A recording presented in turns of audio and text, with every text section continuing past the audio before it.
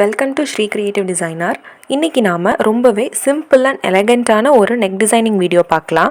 நான் ஏற்கனவே double line ஜரியில் chain stitch கொடுத்துட்டேன். இப்போது இந்த செயின் ஸ்டிச்சுக்கு பக்கத்துலேயே ஒரு லைன் சுகர் பீட்ஸ் கொடுத்து ஸ்டிச் பண்ணிக்கலாம்.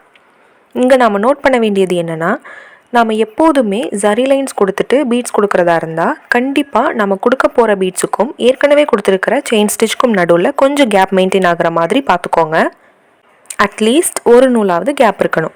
ஏன்னா நம்ம இப்போ கொடுத்துட்ருக்கிற இந்த சுகர் பீட்ஸ்க்கு பக்கத்தில் வேறு ஏதாவது பீட்ஸ் கொடுக்க போகிறோம் அப்படின்னா இந்த சுகர் பீட்ஸ் எல்லாமே நம்ம ஏற்கனவே கொடுத்துருக்கக்கூடிய அந்த செயின் ஸ்டிச் மேலே ஓவர்லேப் ஆகிறதுக்கான சான்சஸ் இருக்குது. அந்த ஓவர்லேப்பை நம்ம அவாய்ட் பண்ணணுங்கிறதுக்காக சின்னதாக ஒரு கேப் கொடுத்து ஸ்டிச் பண்ணிக்கலாம். இப்போது நான் சுகர் பீட்ஸ் எல்லாமே கொடுத்து முடிச்சிட்டேன். இந்த சுகர் பீட்ஸ்க்கு பக்கத்தில் ஒரு லைன் ஆன்டிக் பீட் கொடுத்து ஸ்டிச் பண்ணிக்க போகிறேன். நான் அந்த ஆன்டிக் பீட்ஸ் எல்லாமே எப்படி கொடுக்க போகிறேன் அப்படின்னா, இப்படி ஒரு ஆன்டிக் பீட், ஒரு சுகர் பீட், ஒரு ஆன்டிக் பீட், ஒரு சுகர் பீட் அப்படின்னு நீடில் லோட் பண்ணி ஸ்டிச் பண்ணிக்க போகிறேன்.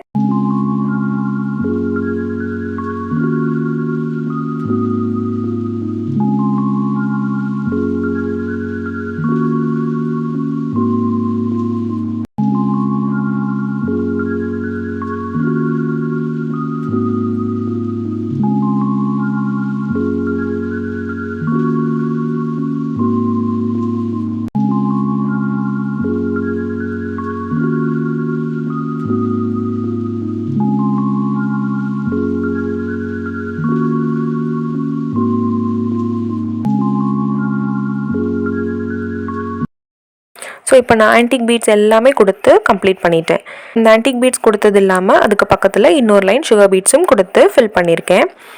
ஸோ நெக்ஸ்ட் நான் டிசைன் பண்ணுறதுக்கு இப்படி ட்ரையாங்கிள் ஷேப்பில் ஒரு டெம்ப்ளேட் கட் பண்ணி எடுத்திருக்கேன். ஸோ இப்போ இந்த டெம்ப்ளேட் யூஸ் பண்ணி நான் இந்த மாதிரி மார்க் பண்ணிக்கிறேன். நான் ஃபர்ஸ்ட் இங்கே 2 பீடு இருக்கு இல்லையா, இந்த 2 பீடுக்கு நேராக வச்சு நான் மார்க் பண்ணிக்கிறேன்.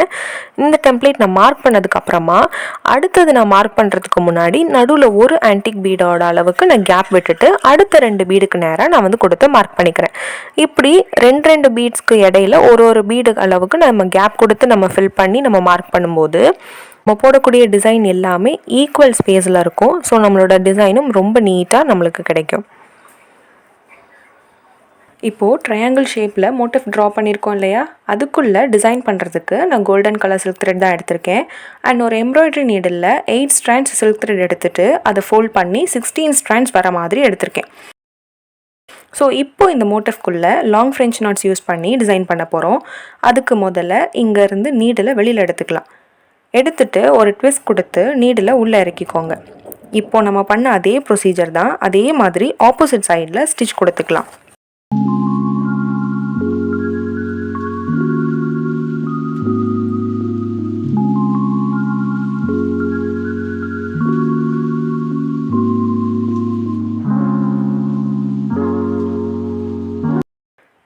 இப்போது இதே மாதிரி இந்த ஒரு மோட்டிவ்க்குள்ளே 5 டைம்ஸ் நம்ம ஃப்ரெஞ்ச் நாட்ஸ் கொடுத்து ஃபில் பண்ணி எடுத்துக்க போகிறோம். முடிஞ்ச அளவுக்கு நம்ம போடக்கூடிய ஒவ்வொரு ஸ்டிச்சஸும் ரொம்பவே சின்னதாக நம்ம டிசைன் பண்ணிக்க போகிறோம். அண்ட் முக்கியமாக நம்ம போடக்கூடிய ஸ்டிச்சில் இருக்க த்ரெட் எதுவுமே சிக்கல் இல்லாமல் இருக்கணும். அப்போ தான் நம்மளோட டிசைன் ரொம்பவே நீட்டாக நம்மளுக்கு கிடைக்கும். ஸோ இதே மாதிரி ஃபுல்லாக நம்ம ட்ரா பண்ணியிருக்கிற எல்லா மோட்டிவ்ஸ்லையும் ஃப்ரெஞ்ச் நாட்ஸ் கொடுத்து ஃபில் பண்ணிக்க போகிறோம். ஸோ அவ்வளோதான், நான் நெக் ஃபுல்லாகவே கம்ப்ளீட் பண்ணிட்டேன். இதுதான் நம்ம நெக்கோட ஒரு ஃபைனல் லுக். நான் கடைசியாக சுகர் பீட்ஸ் கொடுத்து அங்கங்கே 3 சுகர் பீட் கொடுத்து நான் குட்டி குட்டி புட்டாஸ் மாதிரி கொடுத்துருக்கேன். அது இன்னமுமே ரிச் லுக் கொடுக்கும் அப்படிங்கிறதுக்காக. ஸோ இந்த வீடியோ உங்களுக்கு பிடிச்சிருந்தா லைக் பண்ணுங்கள், ஷேர் பண்ணுங்கள். அண்ட் இந்த வீடியோ பற்றினா உங்களோட டவுட்ஸ் அண்ட் கமெண்ட்ஸை கீழே கமெண்ட் பாக்ஸில் போஸ்ட் பண்ணுங்கள். தேங்க்ஸ் ஃபார் வாட்சிங்.